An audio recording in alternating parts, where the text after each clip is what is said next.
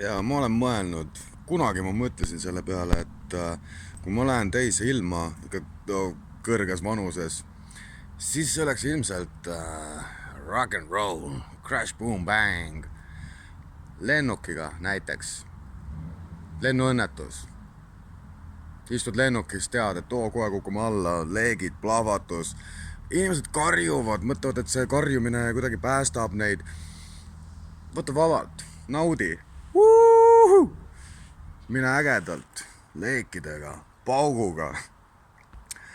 Ma rohkem nagu pole tegelikult selle peale mõelnud siin viimastel aastatel. Noh, plaan on paigas, on ju. Kuigi ma lennukiga ei lenda, eriti ühe korral lennanud ja see oli nii igav, et palusin stewardessil, kas poleks võimalik mind lennuki tiiva külge siduda, et oleks vähe huvitavam. Igav on, kõik on nii väike ja midagi ei näe. Aga täna tööl, lammutusel, tekkis mul väike võimalus. Võib-olla oleks isegi väike õhulend ka olnud, aga leeke oleks olnud küll. Võtsime palkmaja, vana palkmaja ja võtsime viimast seinajuppi maha, aga mingi väike toru oli veel seinas püsti. Kinnine toru oli, kuskil mingit toru ava ei olnud.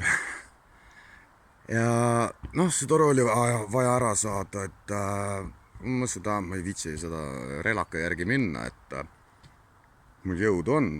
Tavaliselt ma nagu ei saa oma jõudu väga kasutada kuskil. Ma ei tea, mis lähen tänavale maadlema kellegiga või.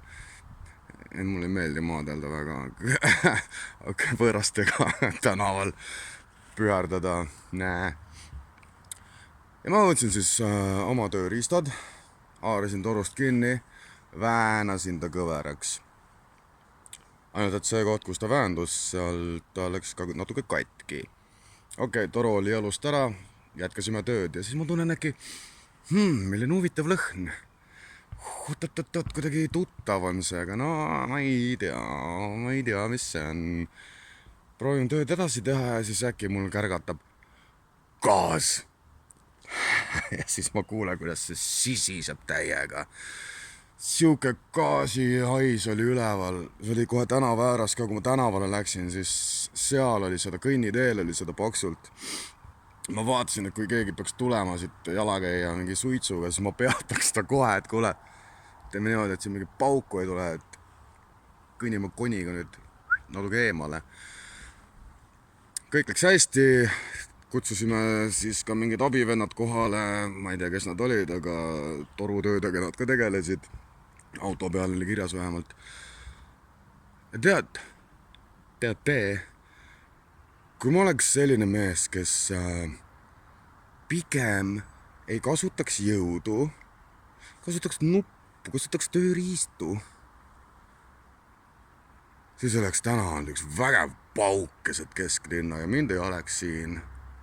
Võib-olla oleks, aga teadvuseta ja täiesti põlend ja kurt ja loll igati pidi.